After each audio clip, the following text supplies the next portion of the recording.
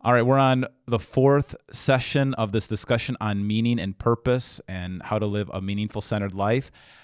The one we're going to talk about today is the tragic triad, the things that get in the way of living a meaningful life. So welcome, everybody. Welcome, guys. You guys ready to go? Yeah. All right. Let's do it. So Viktor Frankl, we've been talking about this since the beginning. He said that we are meaning-based creatures, and then theologically, as Christians, we find eternal meaning in the fact that we are going to live a resurrected life, that everything that we're doing in this life has eternal meaning. So we've been talking about that a lot. But Viktor Frankl said that there are three things that could get in the way of your meaning, to kind of get you turned in on yourself. He said it was called the tragic triad. He said pain or suffering, guilt, and death. And the reality of those things really would turn you in on yourself.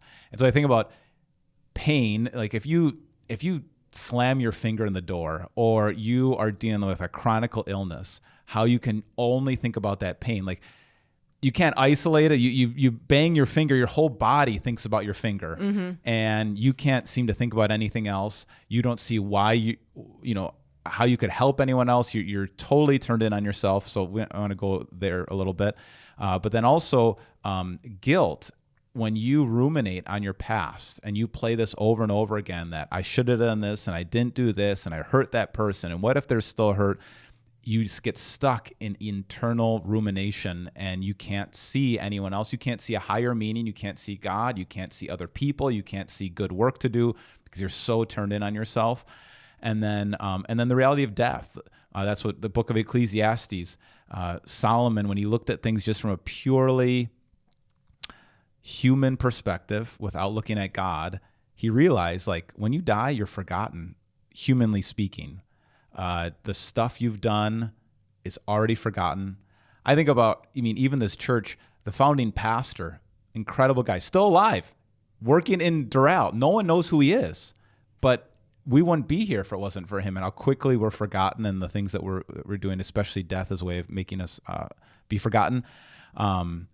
So now he would answer those three questions with a psychological answer. He said, if you have pain, you got to see a higher purpose to your pain. You got to see that it can serve. You have an opportunity to overcome it. He said, with guilt, you have an opportunity to overcome that, to become a good person, maybe make amends and work harder and not to be the person you were in the past. And then when death, he would say, well, death is a good thing because it gives you a ticking time clock, really. It gives you a sense of urgency. And I've seen that. I think there's some truth to that where, the people I know who've, gone through like terminal cancer, all of a sudden they have this end date, and they always had an end date, but now it's more real. And it's interesting to see how different they act towards people, how more meaningful the events are, because you're like, this might be the last time we're together. So let's make the most of it. So that's how he would answer it psychologically.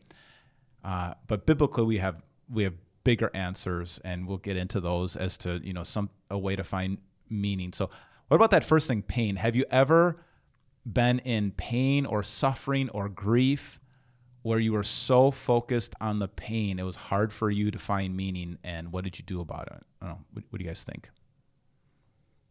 Has that ever happened to you? You've never been in pain? Have you been either physical or emotional, a loss? Sure. Yeah. Both of my parents passed, but to me, it was all, you hurt in the moment, and you still, you grieve and whatever. I don't know. I guess for me, I didn't have a problem, but I also think that like it's different because they're my parents. So like the natural order of things is for them to have passed. It's different. I think if you have a child pass, I think that is disruptive to like what your expectations are about how things should happen. Yep. So I think for me personally, thankfully, I don't think I've had anything like, I don't know, that tragic happen. Well, I think just knowing you the last few years, you don't internalize stuff or think, you have the ability, like, I'm ready to move on. Right. Yeah. And if there is an issue, you say what you have to say and you move on. Well, and I would say, and I was going to bring that up when we started talking about guilt, but I think that's something too where I think I've told you guys this at some point, like at a very young age, like if something silly would happen in school and I would start thinking about like, oh, why did I say that? Or why did I do that? Oh, that's so embarrassing. But I would tell myself logically, there's nothing you can do about it now except to move forward and fix it, or don't do it again. Don't sit there and think about it and just continue. And at a young age, I'm talking probably like, I don't know, 12 years old or something. Like there's no point in thinking about what you did. It's just it's in the past. You can't do anything about it, you know? So that would be my advice on guilt. Like just try, but we can talk about that when we get there. But pain, suffering, Sure, right. Obviously, yeah, I've gone to funerals and stuff like that. I was thinking though, people have like chronic like physical pain, which I thankfully don't have. Right. But I think we've all had it where you have like a headache or a migraine that sticks around for hours, and yet you can't think about anything but that. You know, it's just like, or if you're home, even if you're just like homesick, like when I got food poisoning a few months ago, it's like, yeah, you're not, I don't even know how you would, like, you're not thinking about anybody else at that moment. You're thinking about like, lie down, drink water, whatever it is. I think physical and emotional pain though are different. Like I feel like, I think that those are almost two separate ways of suffering. Just the bodily reaction to physical pain. Like physical pain, I don't know how you get past that.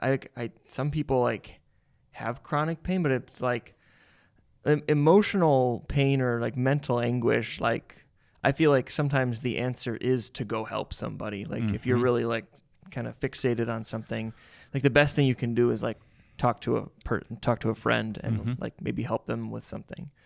But if you have like physical pain, like you can't do anything. You just sit there and hurt. I have seen people though that I think a lot of it is acceptance, that you can accept both physical and emotional pain, like accept that it's a reality. I think a lot of the pain happens when you don't accept it, when you're like wishing it was not, and you keep on thinking about it, keep on talking about it, keep on bringing it up, or keep telling everybody how much pain you have. And it's interesting, we can like even psychologically cause more pain as we look at it and think about it. There actually can be more pain there. And some people, they do all the tests on them and there's nothing that's wrong. But they're still so focused on the pain that it's there. So I have seen people, even as hard as it is, I mean, if there's really severe pain, but people who've been able to not let their attention totally focus on that as much as they can. But acute pain, especially in the moment, it's really hard not to focus on it.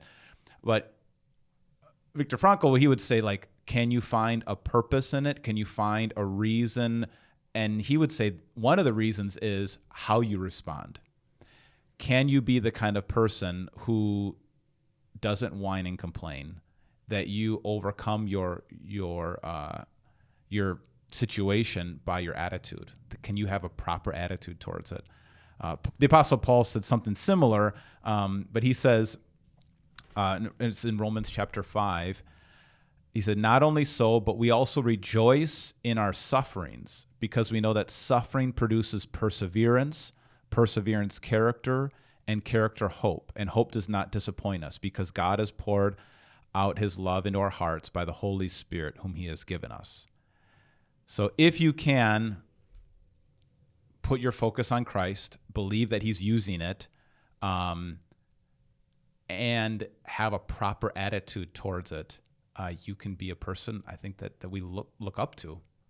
And I've seen people like that I really admire, how they face their pain and they face their suffering. And Viktor Frankl said, suffering ceases to be suffering when it finds a purpose. Then it's just pain. Then it's just, this is irritation, but I see a bigger purpose in it.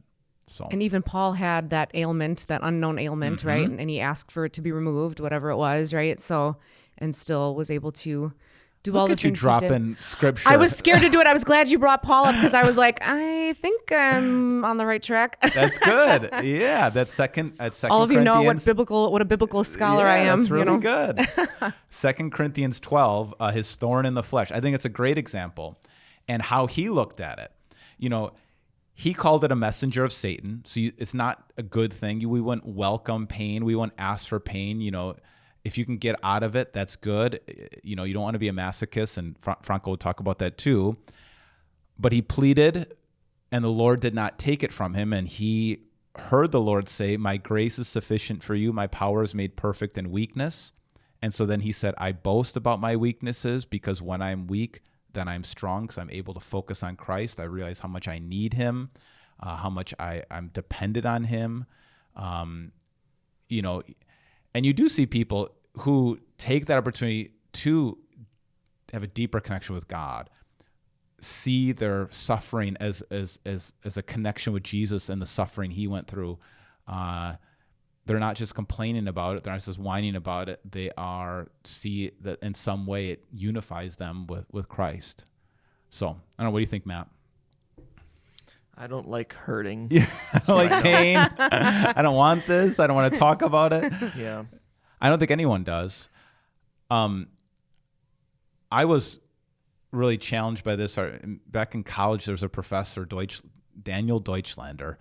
He would always talk about the theology of the cross, and I was just so sick of hearing it. I didn't want to hear it because it was this noble thing he would say, that God sends these crosses to purify us and get us to not focus on ourselves, but to focus on Christ, and to humble us and to keep us from our own obsession with our glory and our own name and all of that. But I didn't want to hear about it because I don't want to suffer. And I think the big thing is like, you don't have to ask for it. God will empty you or challenge you or bring you back to him in his time and in his way. You don't have to welcome it. You don't have to ask for it, right? Yeah. So just to be aware of that, I think that's what can happen. And you can either turn internal on it, focus on it, be obsessed about your own pain and suffering, kind of revel in it almost, where they're so internally focused. And Viktor Frankl was always kind of getting people to try to transcend, to try to get outside themselves. And in Christ, looking at our eternal perspective, looking at our resurrected body where there'll be no more pain or suffering, gets us outside of ourselves. And then helping people also who are also suffering gets us outside of ourselves. In a similar way, we'll get to guilt in a second here, but before we started, I mentioned this. Viktor Frankl really pushed back against Freud and Adler and all of these clinicians who were so focused on diagnosis, where you not only identify with your suffering, but you identify with your illness. So if you struggle with schizophrenia, you're hearing voices. You struggle with depression, you can't seem to, you have clinical depression. If you struggle with clinical anxiety, you're having anxiety attacks, where you think about that so much, it becomes your identity. And now it's a strange thing. It's never really, I don't think, happened that people are almost proud of them, I wouldn't say, but they seem to know about it. They're diagnosing themselves. They're talking about it. They're way more open about telling you about it, and blaming all of their situations on everything. And he would say, you got to make sure you're a human being that has meaning and purpose. You might struggle with schizophrenia and hearing voices. You might struggle with depression. You might struggle with anxiety. You might struggle with these things, but be careful you're not nothing but a schizophrenic. So I think in all these ways, what we're trying to do with this meaning-centered life is get off yourself. Get your eyes outside of yourself. Get it off your pain, get off your suffering, get it on God and get it on other people. And the less we think about this ourselves, the more human and the more purposeful we're going to be. So. I think even the verbiage has changed. Like when we talk about, maybe back in the day we would say a handicapped person. Sure. Now we would say a person with a disability. Yes. Or now we would say we wouldn't say maybe a special needs child. We would say a child with special needs. So like putting the person first, and then a person struggling with schizophrenia, a person, not a depressed person, right. person struggling with depression, so that the identity is human, child of God first. And then that's great. And to help people with that, because I think it can just be all consuming. And you think, well, why try? I'm nothing but this. Why even try? I'm always going to have this. And people say that, and it doesn't mean you're always going to have it. And it doesn't mean, and how you respond, he would say how you responded to a diagnosis of schizophrenia is similar to how you might respond to a diagnosis of cancer or, this pain that you're going to suffer. Is, can you transcend it? Can you think about something else? Do you have to be obsessed about this? Do you have to put all your energy in this? And actually, very often when you think about your higher meaning, your higher calling, a lot of times some of these things they get smaller and smaller. They don't eclipse your life so much. So, what do you think, Matt? Well, I agree that people are, I don't know if it's pride, but yeah, I think there's also people that are like, they are putting their identity in their diagnosis, kind of like self-identify as like, I'm bipolar and I'm, man, I just saw some book online and I thought it was a joke at first. I was just reading the description, but it was like the characters were described as like, this person is autistic and they're also queer and they also struggle with this or that, and you go like, how many victimhood identities? Yeah, can you take on? right. Stacking on like 5 adjectives for each person that was described, and it's apparently like a serious book. Like it's a fiction story written in earnest. Mm-hmm. But you're reading the description, you go like, why are we're like stacking up these like points of how many things are wrong with us and why we deserve sympathy. And I guess I find it hard to sympathize with that. Yeah. I don't know what you want from me. This isn't good.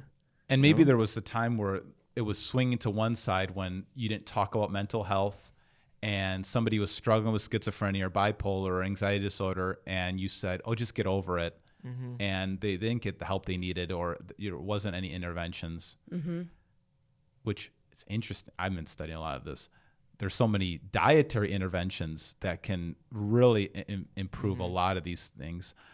But then the swing to the other side where, you just list all of your victimhood mentality, identities, where you have, who are you? After all this, are you just a collage of all the things that are wrong with you, or the reasons you can't accomplish anything or you can't do anything because you have all these barriers, instead of looking at opportunities? Like Paul says here, I welcome my suffering because the opportunity to have perseverance, an opportunity to trust in Jesus, an opportunity to focus on him, not an opportunity to be a victim.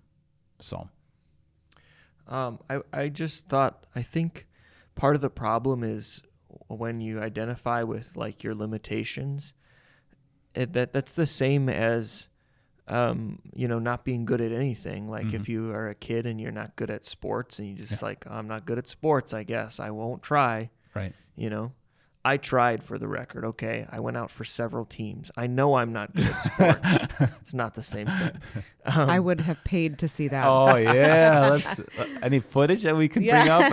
I hope not.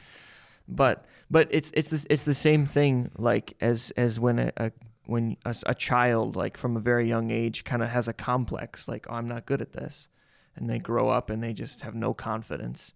But now we're doing that to young adults and even older adults, but with their mental health struggles. Like, I will never be able to do this. I can't, and you have people like, I simply cannot go into spaces where there are a crowd of people. It's like, well, I bet you could. For most people, I bet you could. You'd be uncomfortable. I'd be uncomfortable, but I do it every Sunday. Yeah, me too. Well, and a lot of times getting over these things has to be exposure. You have to be exposed to things that, and like you said, if I can't do it, if I have this idea, I can't do these things, I can't do sports, it doesn't mean you can't do everything. There's other things you can do. Yeah. And at the end of the day, what I'm concerned about in this class and this material is the person who's unmotivated. that's my biggest concern is that you start saying these things. I'm a victim. I can't. I don't have anything to offer. I have this pain, or I have this diagnosis, or I have this inability. And at the end of the day, you just stay in your house and you don't do anything, and you don't feel like you have anything to offer. And there's just so much potential in people that if they could just look at themselves in a different way and see who they are in Christ and how God created them, that they have something to offer. I want to see people fully alive, that they see that they have something to offer. All right, here's a question then. Yeah. So where do you kind of, or how would you kind of bridge the gap between saying, just rub some dirt on it, or like, suck it up, buttercup. Or there's a real problem. Well, Or- not that it's not a real problem, but yeah. Or catering to what that problem is. I guess the way I see it is like, it's not always useful to start by telling someone, hey, suck it up, kid. Right. But ultimately, I mean, it's that's your choice, right? It's like, ultimately it does come down to you and like, what are you going to do? Like you sitting there doing nothing won't fix anything. I think, so this is something that Viktor Frankl kind of patented. He talked about paradoxical intention. So whatever you're afraid of, he'd say lean into it even more. So you're going to be singing at Miller Park coming up here. Well, no, AmFam Field. That's right, AmFam Field. And if you're afraid of that, I am. so you say, I'm just going to screw this whole thing up. I'm going to screw it up really bad. And you kind of see what that feels like to like tell and you wouldn't be able to. Like, you're such a good singer, you wouldn't actually be able to screw it up. And so he would say kind of lean into that fear and kind of exaggerate it and let it get you almost get humorous about it. Somebody's got to stutter, and they only stutter in front of crowds, like, oh man, when I'm going to stand in front of this crowd, I'm going to stutter like I've never stuttered before. And you try to do the thing you're so afraid of. And I didn't even know about any of this stuff. And this was I did this like instinctively. I remember in high school, always being afraid to like read in public or speak in front of people in public, that I was going to trip over my words. And the more you're afraid of it, the more it becomes a self-fulfilling prophecy where the fear gets bigger and bigger and bigger, and you actually do the thing you're afraid of. And I remember thinking, okay, I think I want to be a pastor, so I'm going to just have to be okay with screwing up. And so I just thought, all right, I'm going to have a big screw up this time and see if it all goes wrong and everything's, and just lean into that fear and almost try to do the thing you're afraid of. And it kind of went away. And I don't think I've really been nervous in front of people ever since. Yeah. So I think that can help. Now, can you have somebody who's not a jerk? There's an old school, like military coach who says, who does, almost embarrasses you for your fear and makes you do something you're totally uncomfortable? Or is there somebody who can come along who's encouraging, empathetic, but saying, you can do this. I'm going to be here for you, but I want you to do that thing you're scared of so that your world gets bigger and bigger. Because if you live in fear, your world gets smaller and smaller. And there's just so many things that you're limited in what you can do. So you have to face it. So I thought that was interesting that he really, now I think we can say this on the podcast, like Viktor Frankl had this whole thing about sex. Like he talked about it a lot, where like it happens in marriages where, if the woman, he would say, is frigid or the man can't perform, that this paradoxical intention was, he would write about this. So if you read his work, you're like, oh, he's obsessed with this. But I guess he must have had lots of clients who struggled with all these different things. And he talked a lot about, you have to face your fear and you have to almost laugh at it and you have to just keep going in the direction of it. So, which I think is opposite of what we do today. This like kind of gentle parenting is like, we don't make anybody do anything that makes them uncomfortable. And we're so worried about protecting people that we've made people soft. What do you think? Yes. So that's that. Yeah, that's that thing. And I think it could help in sports. It could help in performance. I wonder, even when you're leading your team for music, if there's somebody who keeps on messing up, like, all right, let's try to really mess up this time. Just get this out of your system where you're going to try to see if you can mess up even more than that and see how we all react. And then you kind of let the air out of the fear. I wonder if that could be helpful for sports or performing anytime you're in front of people and fear is really big. But then, the next thing he said was guilt, where I'm glad that you were able to do this at 12. I mean, I'm 42 and I don't think I've been able to completely do this where you can say, well, it's in the past. I'm going to move on. But I think my personality is to like try to fix it or ruminate or whatever, or maybe, and you don't want to do the same thing in the future. And that's kind of what Viktor Frankl would say. All right, well, do something different in the future. It doesn't necessarily take away the pain of the past. And I think I've seen people who kind of like are Eeyore, where like, well, I screwed up in the past and now I can't do anything right in the future and I don't have anything to offer because I always make it bad. And that's hard to be around. Yes. Yeah. I mean, honestly, and then, oh, I have no friends. Well, that's draining and taxing to be around. Yes. Like you're almost in like a catch-22 because you don't have friends because you have this attitude, but then like you have this attitude because you don't have any friends, and it's just like, ugh. And it's selfish. I mean, at the end of the day, Right. You're only thinking about yourself and you're wanting someone to rescue you. And so how do you break out of that? He would say, yeah, just do better in the future, overcome. I think it is the gospel. Like, okay, you are forgiven. Jesus has really erased that. I've heard it. I've heard you say this, and I forgive you in the name of Jesus. Like, it's similar to the performing in front of a group of people when you screw up and they don't run away. You can kind of overcome your fear, like, oh, it's actually, people aren't actually going to run away if I screw up. I don't have to let that fear. And I think the same thing can happen with guilt. Like if you confess your sin to another person and they don't run away from you, like that was your fear that if everyone knew how bad I was, that there wouldn't be people who wouldn't. So you can say it out loud, hear the forgiveness, and then move on and not continue to think about it. Because like you said, yeah, it's hard to be around that person. Yeah. And it's not good for them. That's what I mean. They're not motivated. They can't be a friend because they're just like draining, they're sucking. Totally. They want everyone to and then when you offer advice and you try to be helpful and encouraging, and they don't respond or don't try, and then it's just back to the same old. I mean, at some point, as a friend, I've been a friend to people like this. Yeah. And at some point you just have to be like, I can't anymore. Right. I can't, like, this is out of my jurisdiction. I can't do it. You're not taking my advice. You're not doing anything. And that's hard on your loved ones and your friends and your family, you know. It's actually this obsession you have about yourself and your problems, and that's actually causing more problems. It's actually keeping you from the things that you want. And it is. And at any of these levels, that's what I mean. Like, it's hard to be we don't want to be around that person because I think we know it's not good for them. It's not good for somebody to be focused on their pain, their suffering, their diagnosis, their guilt. And we know it's hard to be around them because we know it's not good for them. And we know it can suck you in, it can drain you.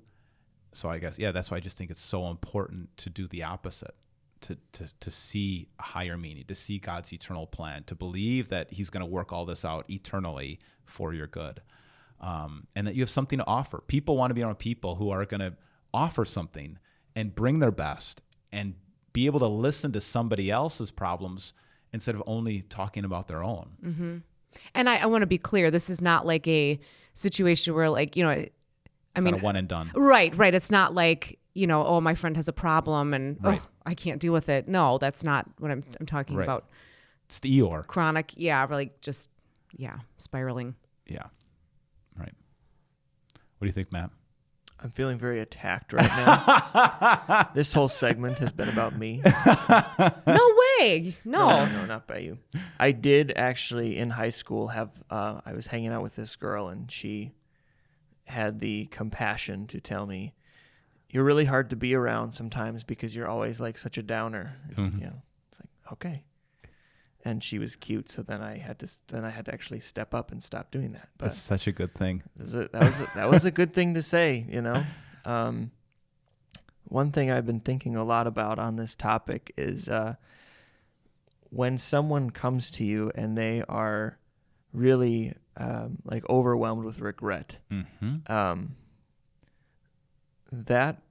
That is a choice that they are ultimately they are making a choice there, and I think it's not as obvious as like if someone comes to you and they are like super conceited, for example, and they're very arrogant and everyone kind of hates that, and like right away you just want to like knock that person down a peg and kind of put them in their place.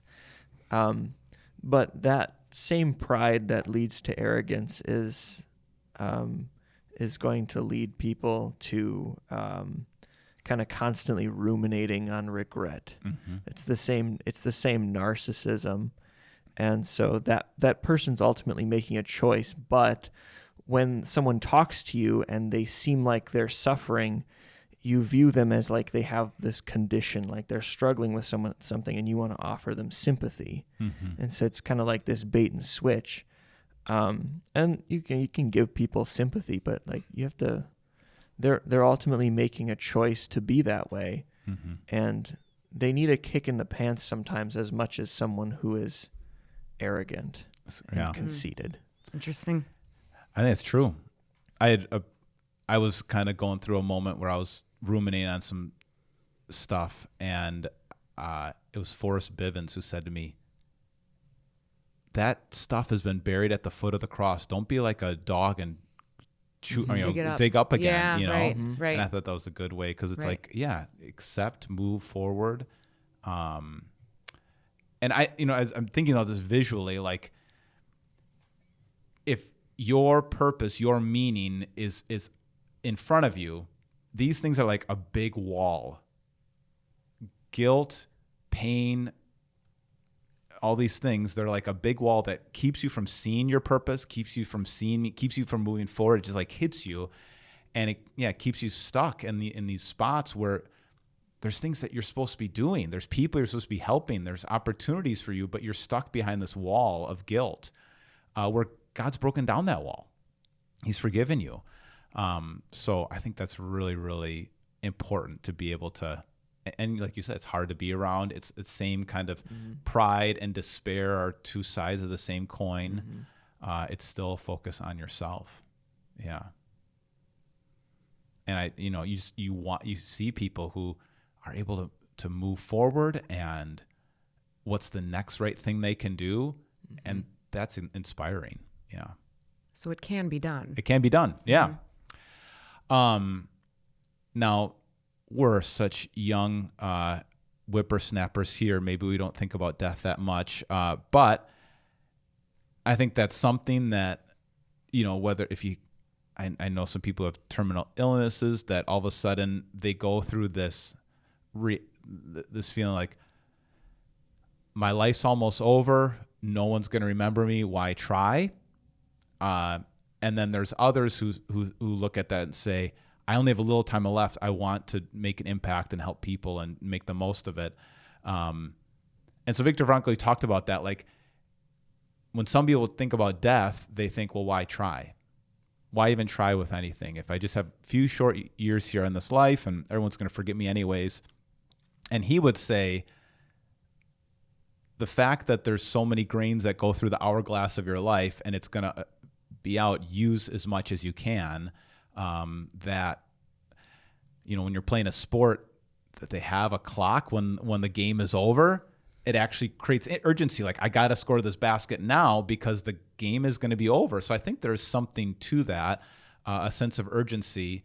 I don't know. It's interesting having a graduate now. Like, I thought about that. We're like, all right, this is the last time we'll have some of these things with Shelby, and she's not at home anymore. And it creates a time, I don't know, a more sense of urgency. I don't know how you guys think about time and urgency. Do you think about those things? Did you experience that anything with Tristan or like? Yes, I mean, probably the same things. Like, this might be the last time we, go on a vacation together, or at least for a while. Or yeah, so yeah, I think so.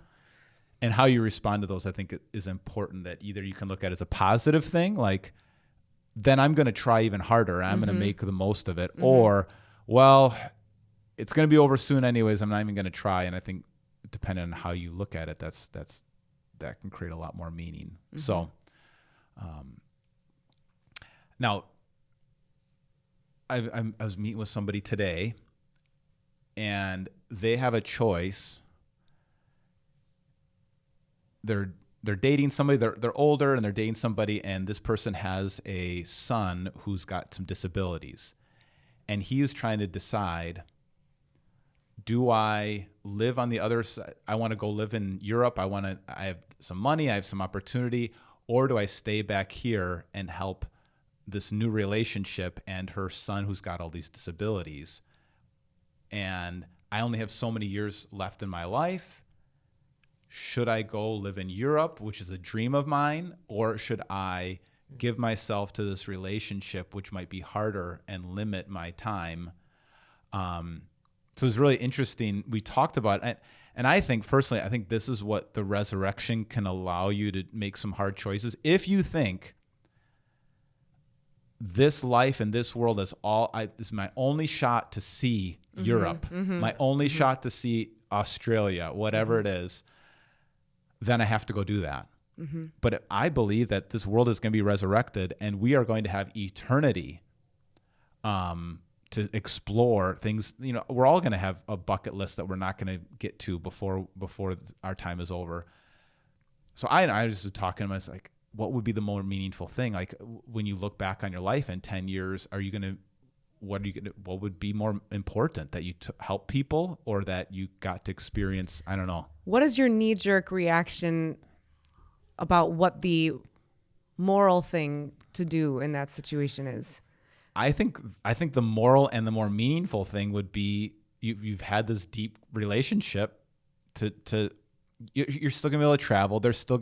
You might not live in another country, and you're still gonna have some opportunities. But to give your life to another person and to serve, even now he sees the meaning in that. So I think